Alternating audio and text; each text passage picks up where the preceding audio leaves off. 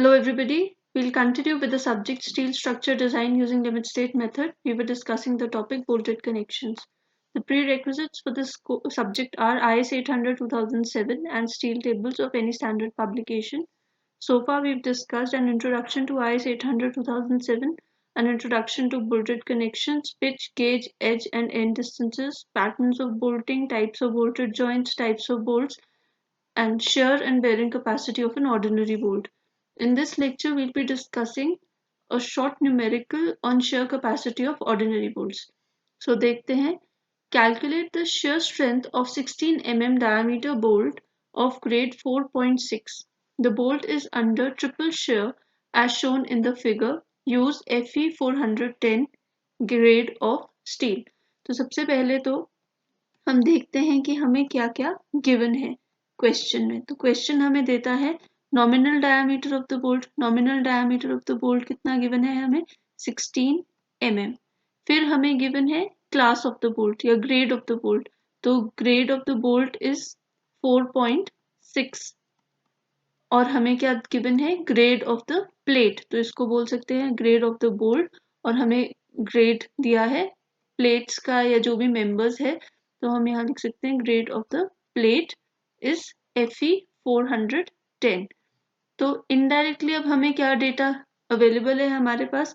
अगर मैं grade of the bolt की बात करूं सबसे पहले तो मैं क्या कैलकुलेट कर सकती हूँ? मैं Fu कैलकुलेट कर सकती हूँ।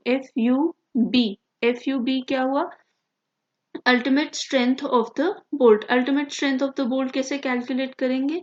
जो फर्स्ट पार्ट है हमारी ग्रेड ऑफ द बोल्ट का 400 को मैं किससे मल्टीप्लाई कर दूंगी? 400 को मैं मल्टीप्लाई कर दूंगी 100 से। तो मेरे पास FUB कितना आ जाएगा? 400 न्यूटन पर mm स्क्वायर। वैसे ही मैं FYB भी कैलकुलेट कर सकती हूँ। FYB क्या हो जाएगा? 0.6 times of FUB that is 400। तो उसकी वैल्यू आ जाएगी 240 न्यूटन पर mm स्क्वायर। सो आप यूनिट्स लिखना ना भूलें। तो ये हमारे पास ultimate strength of the bolt भी आ गया और yield stress of the bolt भी आ गया। अब आती है बात FU की, जो प्लेट की वैल्यू है। तो प्लेट के लिए आपको क्या दे रखा है? 410। तो हमने देखा था अगर आपके पास ये 410 दिया है तो इसका क्या मतलब है? FU की वैल्यू है 410 न्यूटन पर mm स्क्वायर। तो ये वैल्यूज हमें क्वेश्चन में डायरेक्टली और इनडायरेक्टली गिवन है। नेक्स्ट आता है आपके पास D की वैल्यू है। D की वैल्यू से हमने क्या कैलकुलेट करना है? हमें DH की वैल्यू कैलकुलेट करनी है। तो अगर मैं टेबल 19 को रेफर करूं, table 19 gives me the value of DH। तो हम टेबल 19 देखते हैं। यहाँ पे हमारे पास टेबल 19 है। हम अज्यूम करेंगे कि कैसी क्लियरेंस यूज कर रहे हैं? स्टैंडर्ड क्लियरेंस यूज कर रहे हैं। तो जब आप स्टैंडर्ड क्लियरेंस यूज करेंगे बोल्ट के लिए, हमारा बोल्ट कौन सी कैटेगरी में फॉल कर रहा है? 16 और 22 की कैटेगरी में फॉल कर रहा है। तो हमें कितनी वैल्यू रिक्वायर्ड है स्टैंडर्ड क्लियरेंस की? 2 mm। तो हम ले सकते हैं DH will be equal to from table 19। आप यहाँ पे इस तरीके से लिखेंगे फ्रॉम टेबल 19। आपको कोड का रेफरेंस हर स्टेप में देना होगा।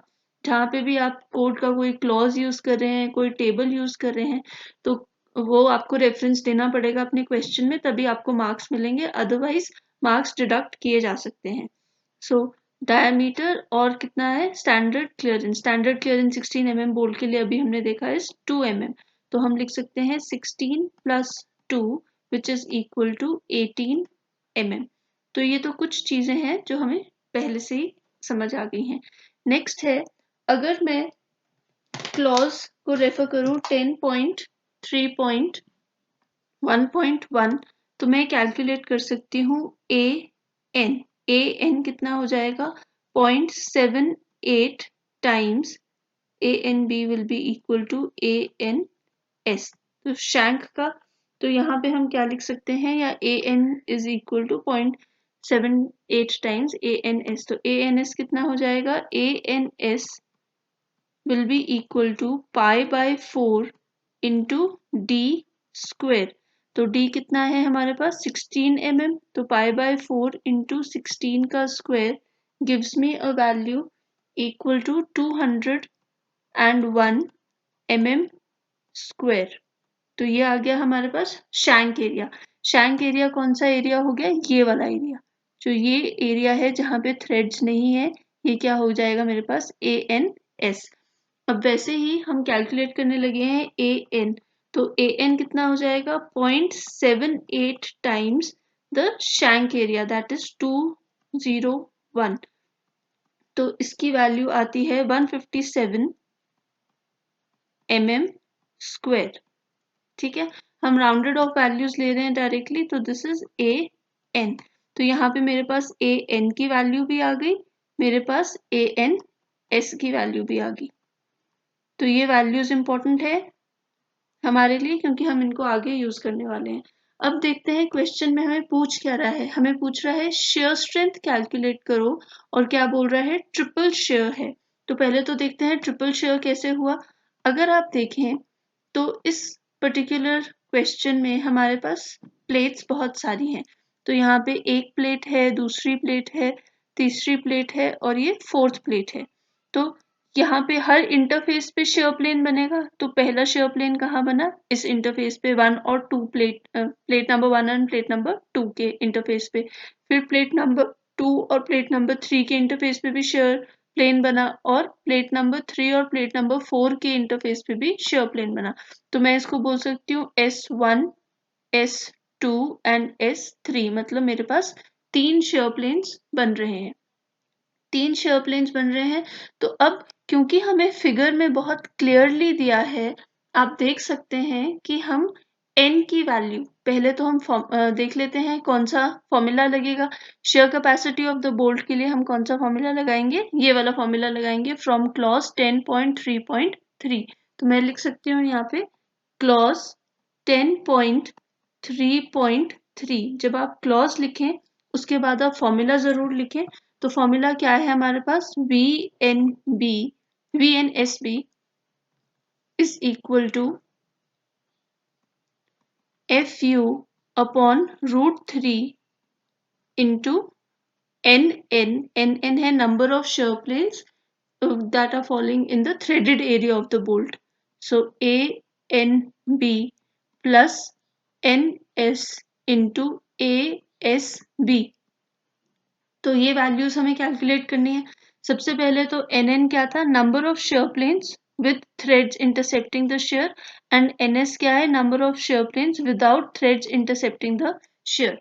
अगर हमें फिगर नहीं दिया होता तो हमने ये वैल्यूज अज्यूम करनी थी, पर क्योंकि हमें फिगर गिवन है तो आप फिगर से देख सकते हैं कि यहाँ पे क्या दे रखा है हमें। एक जो शेयर प्लेन है वो थ्रेडेड एरिया में आ रहा है, सिर्फ एक शेयर प्लेन। बाकी जो 2 शेयर प्लेन्स हैं वो थ्रेडेड एरिया में फॉल नहीं कर रहे हैं। तो इसका क्या मतलब है? इसका मतलब है कि अगर मैं NS की वैल्यू लिखूं, NS मतलब जो शैंक एरिया में फॉल कर रहे हैं, तो S1 और S2, S1 और S2 मतलब 1 + 1 दैट इज इक्वल टू 2। तो ये दोनों शेयर प्लेन्स किस में फॉल कर रहे थे? शैंक एरिया में फॉल कर रहे थे, जहां पे थ्रेड्स नहीं थे। और N कितने आएंगे? NN will be equal to 1, क्योंकि यहाँ पे क्या फॉल कर रहा है? सिर्फ एक ही प्लेन फॉल कर रहा है जो थ्रेडेड एरिया में है। तो अब हमारे पास क्या वैल्यूज आ गई है? हमारे पास वैल्यूज आ गई है फ्रॉम फिगर। यहाँ पे अगर हम लिखें फ्रॉम गिवन फिगर, मेरे पास है NN इज इक्वल टू 1 और NS इज इक्वल टू 2। हमने AN कैलकुलेट किया था equal to 157 ANB, that is 157 mm square, और वैसे ही हमने ASB भी कैलकुलेट किया था which is equal to 201 mm square. अब अगर आप देखें तो जो बाकी के क्लॉजेस होते हैं 10.3.3.1, तो उनके हिसाब से हमारे पास यहाँ पे फैक्टर्स आने चाहिए, beta LJ, beta PK, beta LG।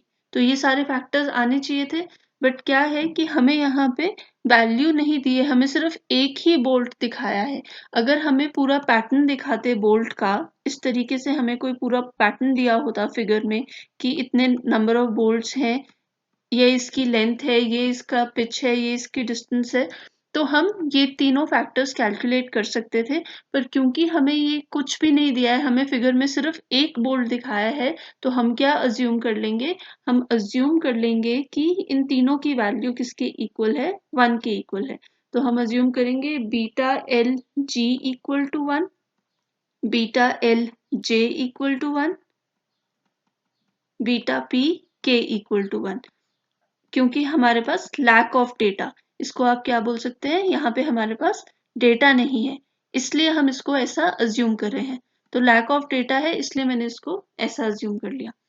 Clear? तो अब मेरे पास एन एन की वैल्यू है, ए एन बी की वैल्यू है, एन एस और ए एस बी की वैल्यू है, एफ यू की वैल्यू हमें गिवन है, एफ यू क्या है? अब यहाँ पे इसीलिए मैं रेकमेंड करती हूँ कि जब भी आप ये फॉर्मूला लिखें तो आप इसको लिखें एफ यू बी, क्योंकि एफ यू बी ही हम यहाँ पे यूज करें। This is F U B. So this is highly recommended कि आप अपने कोड में ये ध्यान रखें कि ये एफ यू नहीं है, ये सिंपली एफ यू बी है। एफ यू बी हम कैलकुलेट कर सकते हैं क्योंकि हमें ग्रेड ऑफ द बोल्ट दिया है, हमने कैलकुलेट किया है equal to 400 newton per M M square. तो हमारे पास एफ यू बी की वैल्यू भी है। तो अब लिखते हैं formula V N S B is equal to F U B. F U B is 400 divided by √3 into 1 into 157, क्योंकि n 1 है, A N B is equal to 157 plus 2 into 201 which is equal to 129,095.5 kilo Newton. तो we N S P की value तो ये आ गई। पर हम क्या कर सकते हैं? हम इसको डायरेक्टली VDSP मान सकते हैं, क्योंकि हमें बेयरिंग की वैल्यू तो हमें VDSP ही कैलकुलेट करना है। तो VDSP कैसे करेंगे? VDSP will be equal to VNSB divided by gamma M B. तो गामा एम बी कहाँ से आएगा? गामा एम बी हम कैलकुलेट करेंगे टेबल 5 से। सो देखते हैं टेबल 5 को। तो अगर हम टेबल 5 को देखें, टेबल 5 IS 800 2007 का हमें गामा एम बी की वैल्यू देता है बोल्ट्स ऑफ बेयरिंग टाइप। तो यहाँ पे ये इंपॉर्टेंट है, हम क्योंकि ऑर्डिनरी बोल्ट्स डिजाइन करें, ऑर्डिनरी बोल्ट्स कैसे होते हैं? बेयरिंग टाइप बोल्ट्स होते हैं। तो गामा एम बी की वैल्यू कितनी हो जाएगी? 1.25, चाहे आप शॉप फैब्रिकेशन करें चाहे आप फील्ड फैब्रिकेशन करें। तो इस टेबल से क्लियर है कि gamma M B will be equal to 1.25। तो हम इसको यूज कर सकते हैं वैल्यू को, gamma M B will be equal to 1.25। So अगर मैं इसे यहाँ लिखूं, वी एन एस बी की वैल्यू है 129,095.5 divided by 1.25। This gives me a value equal to 103,276.4 newton. I am sorry, ये भी न्यूटन है, 103,276.4 न्यूटन। अब हम इसको किलो न्यूटन्स में कन्वर्ट कर देंगे और साइंटिफिक नोटेशन यूज करेंगे। So I can simply write 103 into 10 to the power 3 newton, या फिर 103 किलो न्यूटन। तो आप इसको सिंपली ऐसे भी लिख सकते हैं। तो ये क्या हो जाएगा? मेरा आंसर किसी भी फॉर्म में आपका आंसर एक्सेप्टेबल है, बट इट इज प्रेफर्ड कि आप साइंटिफिक नोटेशन यूज करें, या और सिंप्लीफाई करना है तो आप आंसर क्या कर दें? किलो न्यूटन में दें। तो आपकी डिजाइन शेयर स्ट्रेंथ कितनी है इस पर्टिकुलर बोल्ट की, जो हमें क्वेश्चन में गिवन था, फिगर में गिवन था? इसकी डिजाइन शेयर स्ट्रेंथ है 103 kilo Newton. So I hope this lecture was useful to you. In this lecture, we discussed shear capacity of bearing type bolt with a small numerical problem. Thank you and stay tuned for more.